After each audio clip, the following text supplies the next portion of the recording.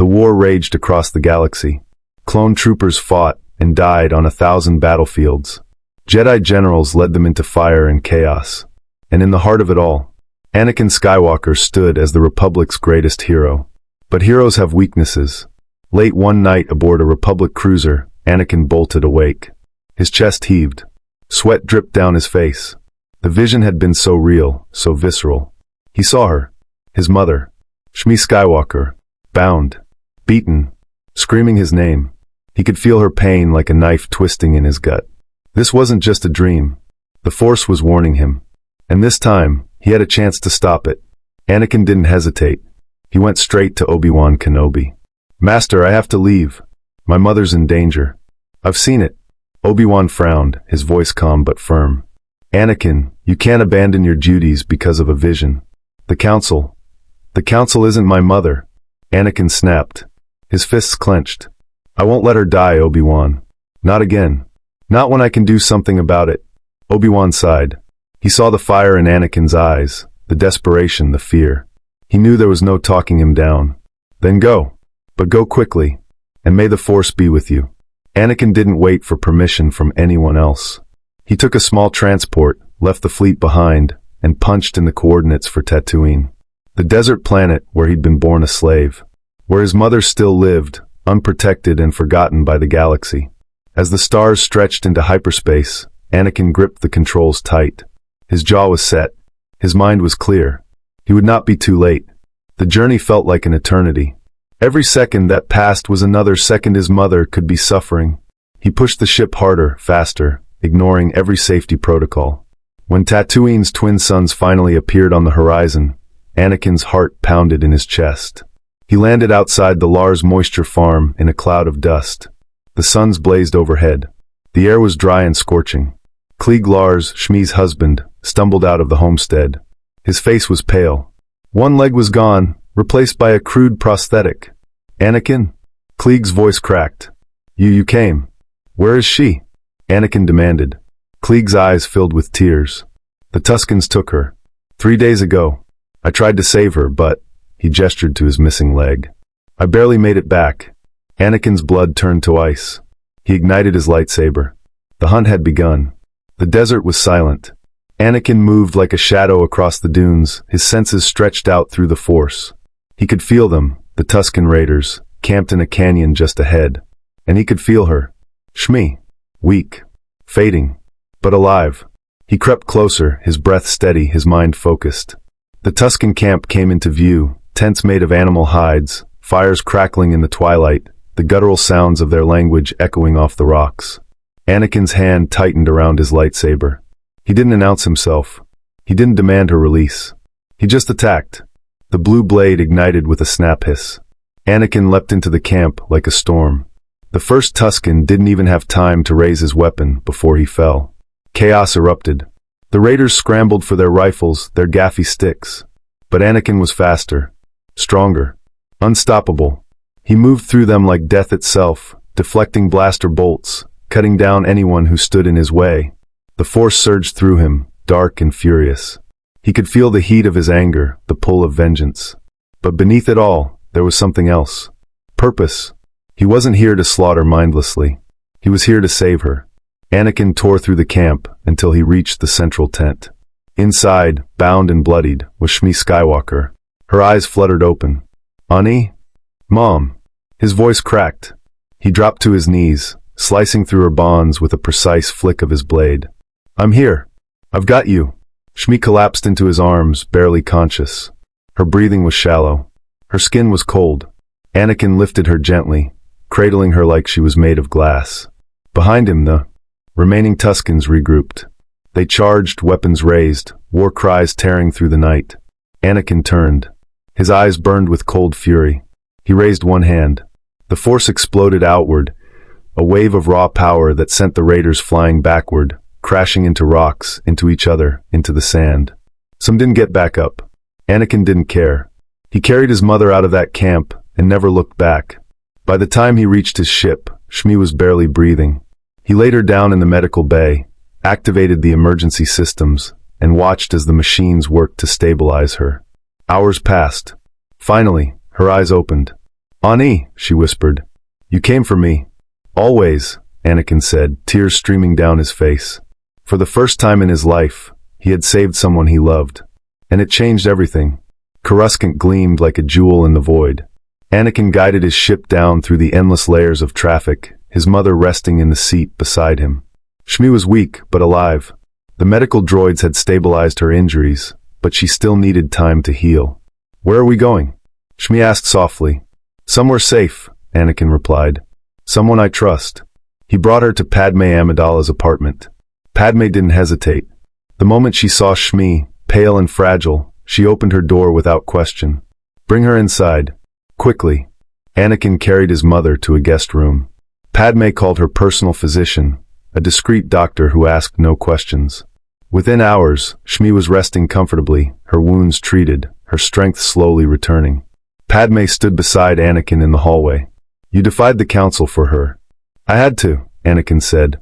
She's my mother. Padme touched his arm gently. You did the right thing. Those words meant more to Anakin than she knew. Over the following days, Shmi recovered. And as she did, something shifted in Anakin. For years, he'd carried the weight of leaving her behind. The guilt, the fear, the anger at a galaxy that allowed slavery to exist. That pain had festered, turning into darkness, fuel for Palpatine's manipulation. But now she was here. Safe. Alive. Shmi sat with him in the evenings, her hand resting on his. She spoke to him like she used to when he was a boy, softly, kindly, with a wisdom born of hardship. Ani, she said one night, I'm so proud of you.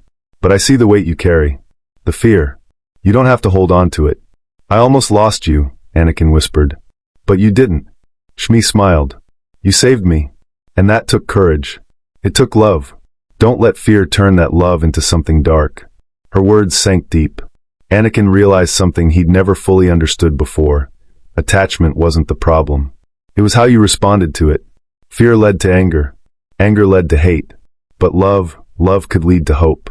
He thought of Padme, of the life they could have, without secrecy, without shame. For the first time in years, Anakin felt peace. He didn't know it yet, but this moment, this choice, had just rewritten the fate of the galaxy. Because the chosen one had chosen light. And Palpatine's grand design was beginning to crumble. Palpatine noticed immediately. The next time Anakin visited his office, the Chancellor studied him carefully. The man seemed different. Calmer. More centered. Anakin, my boy, Palpatine said warmly. I heard about your excursion to Tatooine. The council was quite displeased. Anakin met his gaze evenly. I did what I had to do. Of course. Family is important. Palpatine's smile was thin. But you must be careful. The Jedi do not understand attachment as we do. They would see your love as a weakness. Maybe, Anakin said. Or maybe they're just afraid. Palpatine's eyes narrowed, just slightly. Afraid of what? Of being human. The words hung in the air. Palpatine recovered quickly, chuckling softly. You've always had such clarity, Anakin. That's why I value our friendship. You see the galaxy for what it truly is. But Anakin wasn't listening the way he used to. Before, Palpatine's words had been a lifeline, validation for feelings the Jedi condemned. But now Anakin had his mother. He had Padme. He had hope. And hope made him see things differently. Over the next few weeks, Anakin began to notice things. Small things. Inconsistencies. The way Palpatine always seemed to know too much. The way the war dragged on, despite victory after victory. The way the Chancellor's power kept growing, bit by bit, vote by vote. One night, Anakin confided in Padme. I think something's wrong, he said. The war, it doesn't make sense. Every time we're about to win, something happens. A new crisis. A new emergency. And Palpatine always benefits. Padme's eyes widened. Anakin, what are you saying? I'm saying, what if the war isn't what we think it is? Padme was silent for a long moment. Then she nodded. I've had the same thoughts. The Senate is paralyzed. Palpatine controls everything now. If this continues, he'll never give up power, Anakin finished. They looked at each other, the weight of the realization settling over them. What do we do? Padme asked. Anakin's jaw tightened. We find proof. We expose him. And we end this war the right way. But they didn't know the full truth yet. They didn't know that Palpatine wasn't just a corrupt politician. He was a Sith Lord, and he was about to make his final move. Across the galaxy, the pieces were falling into place. Order 66 was ready. The Jedi were blind. The trap was set. But this time, Anakin Skywalker wasn't going to fall for it. The investigation began quietly. Padme used her Senate connections. Anakin used the Force. Together, they followed the trail of credits, secret communications, and suspiciously convenient coincidences. And the trail led straight to Palpatine. He's been funding both sides, Padme whispered, staring at the data pad in horror. The Republic. The Separatists. He's been controlling the war from the beginning. Anakin's blood ran cold. We have to tell the Council. Not yet, Padme said. We need more. If we accuse the Chancellor without proof, he'll bury us. But time was running out. One evening, Palpatine summoned Anakin to his office. The Chancellor's demeanor was different, colder, sharper. You've been asking questions, Anakin, Palpatine said softly. Dangerous questions. Anakin stood his ground. I deserve answers. Palpatine smiled, a smile that didn't reach his eyes. Very well. I'll give you the truth. He rose from his chair, his presence suddenly oppressive. The Jedi are traitors, Anakin. They seek to control the Senate, to overthrow the Republic. I've been protecting the galaxy from them. Anakin's hand moved toward his lightsaber. You're lying. Am I? Palpatine's voice dropped, darkening. The Jedi would let your mother die. They forbid love. They fear power. But I understand you, Anakin. I can teach you to save those you care about. To stop death itself. Anakin froze. You're a Sith. Palpatine's smile widened. I am Darth Sidious, and I offer you everything the Jedi cannot. A year ago, maybe even a month ago, Anakin might have been tempted. But not now. Not with Shmi alive. Not with clarity in his heart. No, Anakin said firmly. Palpatine's expression twisted. Then you will die. Lightning erupted from the Chancellor's hands. Anakin ignited his lightsaber, barely deflecting the torrent of energy. The office exploded into chaos. Furniture shattered, windows cracked, the air screamed with power. Anakin fought back, but Sidious was overwhelming. The Sith Lord's strength was terrifying. Just as Anakin faltered, the door burst open. Mace Windu, Kit Fisto, and 2 other Jedi Masters stormed in. Anakin had triggered a silent distress signal before entering. The Sith Lord, Anakin gasped. It's him. Mace's eyes blazed. Step aside, Skywalker. The battle that followed shook the Senate building. Palpatine fought like a demon. 2 Jedi fell in seconds. But Mace and Anakin fought together, coordinated, relentless. And this time, Palpatine didn't win. Mace's blade found its mark. Darth. Sidious fell. The Clone Wars' greatest secret was finally exposed. The galaxy reeled. News of Palpatine's death spread like wildfire. The Senate erupted into chaos. Accusations flew. Loyalties shattered. Some senators hailed the Jedi as heroes. Others called them assassins. And the clone army splintered. Without a clear Supreme Chancellor to follow, the inhibitor chips in their brains malfunctioned or lay dormant. Some clones stayed loyal to their Jedi commanders. Others followed Republic military officers. A few battalions, confused and leaderless, simply stopped fighting altogether. The Separatists, sensing weakness, launched a massive offensive. The war that was supposed to end exploded into something worse. The Jedi Council convened in emergency session. Yoda's voice was grave. A great victory this is not. Save the order we have. But the Republic is falling apart, Mace Windu said bluntly. We need leadership, stability, or we'll lose everything we fought for. Padme Amidala stepped forward. She'd been appointed interim chancellor by a narrow Senate vote, one of the few figures trusted by both sides. We have to hold the Republic together, Padme said. But we can't do it alone. The Jedi must help, not as generals, but as peacekeepers. Anakin stood beside her. The clones trust us. If we lead them, really lead them, we can end this war for good. But not everyone agreed. Across the galaxy, planets began to secede, not to join the Separatists, but to form their own coalitions. The outer rim fragmented. Core worlds fortified. Entire sectors went dark. The Republic that had stood for 1,000 years was dying. And in the chaos, new threats emerged. Without Palpatine's control, the Separatist Council dissolved into infighting. Count Dooku, sensing opportunity, vanished into the shadows. Grievous went rogue, leading droid armies on brutal campaigns. Mandalore, under Duchess Satine's fragile rule, faced invasion. Maul, once thought defeated, resurfaced with a vengeance. Anakin and Obi-Wan were dispatched to a dozen hotspots at once. Every battle felt like it could tip the balance. Every victory was fleeting. One night, exhausted and bloodied, Anakin sat with Padme on a Republic cruiser. "We won," Padme said quietly. "We stopped Sidious. But it doesn't feel like a victory." "Because it's not over," Anakin replied. "The war just changed." Padme rested her head on his shoulder. "Do you regret it? Saving your mother? Defying the council?" Anakin looked at her, his wife, his partner, his hope. "No," he said. "I'd do it all again." And he meant it. Because even in the chaos, even in the fracturing galaxy, Anakin Skywalker was still fighting for something worth saving. Love. 5 years later, the galaxy looked different.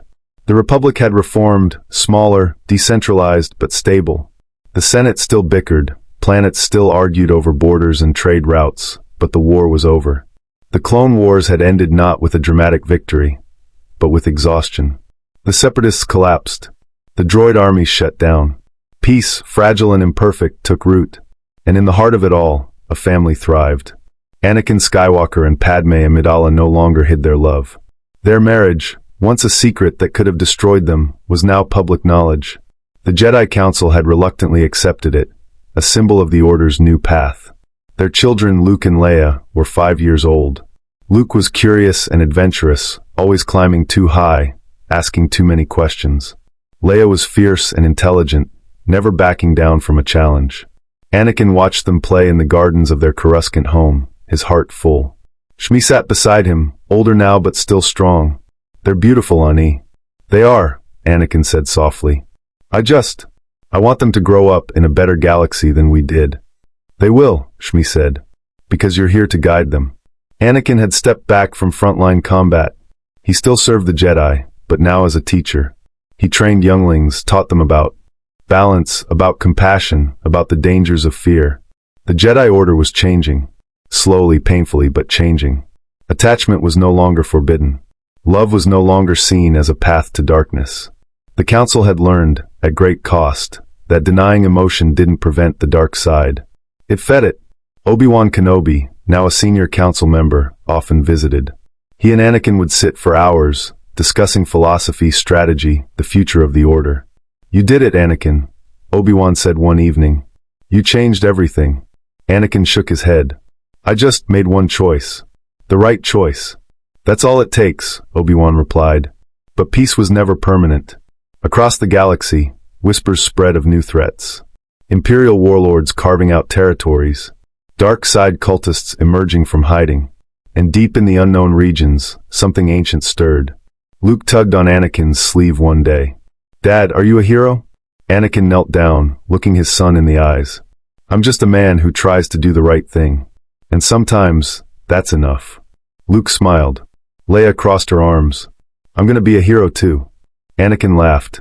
"I believe you." The Skywalker legacy had just begun. 10 years after the fall of Palpatine, the galaxy had found its footing. The New Republic stood strong, not perfect, but functional. The Jedi Order, reborn from the ashes of its dogma, flourished. Thousands of younglings trained across dozens of academies, learning the ways of the Force in a new era. And at the center of it all, Anakin Skywalker. He was no longer the brash, reckless warrior of the Clone Wars. Age, experience, and love had tempered him into something greater, a true Jedi Master. His reputation was legendary. The man who defied the Council and saved his mother. The warrior who exposed Darth Sidious. The teacher who reshaped the Jedi Order. But to Luke and Leia, he was just Dad. Luke, now 15, was training to become a Jedi. He had his father's power, but his grandmother's heart, kind, compassionate, unwavering. Leia, equally strong in the Force, chose a different path. She followed her mother into politics, becoming a fierce advocate for justice and equality. She was already a senator at 15, youngest in Republic history. Anakin was proud of them both. One evening, the family gathered on Naboo, Padme's homeworld. Shmi, now elderly but still sharp, sat in the garden. Obi-Wan and Ahsoka Tano, Anakin's former Padawan, joined them. "Do you ever think about it?" Ahsoka asked Anakin. "What would have happened if you'd been too late?" Anakin was quiet for a long moment. Every day. But I wasn't. And that choice, it saved more than just my mother. It saved me. Padme took his hand. You were always meant to be this, Anakin. The hero you became. Anakin smiled. I'm no hero. I'm just a man who refused to give up on the people he loved.